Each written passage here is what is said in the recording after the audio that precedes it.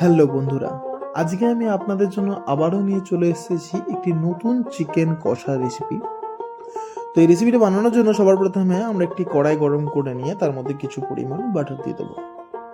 আমি আমুলের butter use করেছি, আপনারা চাইলে যে কোনো কোম্পানির বাটার ইউজ করতে পারেন। এবং তার মধ্যে কিছু পরিমাণ আমরা রিফাইন তেলও অ্যাড করে দেবো। আপনারা চাইলে পুরো রান্নাটা বাটারেও করতে পারেন অথবা রিফাইন অয়েলেও ইউজ করতে পারেন। আমি দুটো মিক্স করেই করছি। তো ভালো করে তেলটা গরম করে নিয়ে তার মধ্যে 2-3টে তেজপাতা, 3-4টে লবঙ্গ, 2টো দারচিনি এবং 2টো এলাচ দিয়ে ভালো করে নাড়িয়ে নেব। ভালো করে নাড়ানোর পর এই পেস্টটিকে দিয়ে দেবো। এই পেস্টটির মধ্যে রয়েছে টমেটো, কাঁচা লঙ্কা, ধনেপাতা, আদা এবং রসুন। এই পেস্টটি তেলের মধ্যে দিয়ে ভালো করে আমরা নাড়াচাড়া করে নেব এবং ভালো করে নাড়াচাড়া করে এই পেস্টটি ঢাকা দিয়ে রেখে দেবো। এবং ঢাকনা খুলে যখন দেখব আমরা এই মশলা থেকে তেলটি ছেড়ে দিয়েছে, তখন একটু নাড়িয়ে নিয়ে আমরা কিছু গুঁড়ো মশলা এর মধ্যে অ্যাড করে দেবো। সবার প্রথমে আমরা দিয়ে নেব লঙ্কার গুঁড়ো, হলুদ গুঁড়ো, জিরে গুঁড়ো, ধনে গুঁড়ো এবং পরিমাণ মতো কাশ্মীরি লঙ্কার গুঁড়ো। কাশ্মীরি লঙ্কার গুঁড়োটা একদমই অপশনাল, আপনারা চাইলে দিতেও পারেন অথবা নাও দিতে পারেন। কাশ্মীরি লঙ্কার গুঁড়োটা দিলে রান্না একটি আলাদাই কালার আসে, খুব সুন্দর একটি কালার। এই গুঁড়ো মশলাগুলো দিয়ে ভালো করে নাড়িয়ে চাড়িয়ে নিয়ে আমরা আগে থেকে জল ঝরিয়ে রাখা চিকেনটা এর মধ্যে দিয়ে দেবো। চিকেনটা এই মশলার মধ্যে দেওয়ার পর আমরা ভালো করে এই মশলাটাকে চিকেনের সঙ্গে সুন্দরভাবে মিক্স করে নেব এবং যখন এটি সুন্দরভাবে মিক্স হয়ে যাবে তখন তার মধ্যে আমরা পরিমাণ মতো লবণ অ্যাড করে দেবো।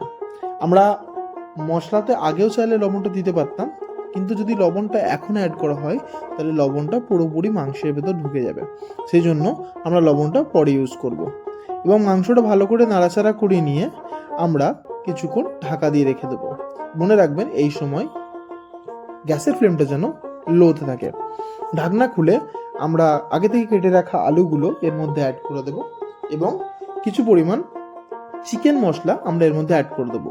আপনারা চাইলে যে কোনো কোম্পানির চিকেন মশলা ইউজ করতে পারেন।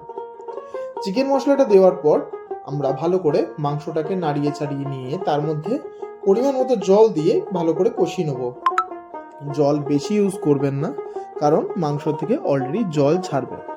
সেই জন্য আপনারা যতটা জল চান ঠিক ততটা পরিমাণে জল এর মধ্যে অ্যাড করে দেবেন। আমি বেশি ঝোল রাখতে চাই না, সেই জন্য 2 চামচ জল নিয়ে এই মাংসের মধ্যে অ্যাড করে দিলাম। জলটা দেওয়ার পর ভালো করে সেই জলটাকে মাংসের মধ্যে দিয়ে নাড়িয়ে চাড়িয়ে নিয়ে আমরা ঢাকা দিয়ে রেখে দেব। এবং যখন দেখব এই জলটা ফুটে উঠেছে তখন তার মধ্যে হালকা ড্রাই রোস্ট করে রাখা কসুরি মেথি এবং ওপর থেকে গরম মশলা ছড়িয়ে দিয়ে আমরা এই মাংসটাকে ভালো করে কষিয়ে নেব এবং ভালো করে নাড়াচাড়া করে নেব। কসুরি মেথি এবং গরম মশলা রান্নায় একটি আলাদাই টেস্ট নিয়ে আসে। দেখুন, নাড়ি চাড়িয়ে নিয়ে ঢাকনা খোলার পর রান্নায় একটি অসাধারণ কালার এসেছে, একদম লাল লাল, ঠিক বেঙ্গলি স্টাইলে।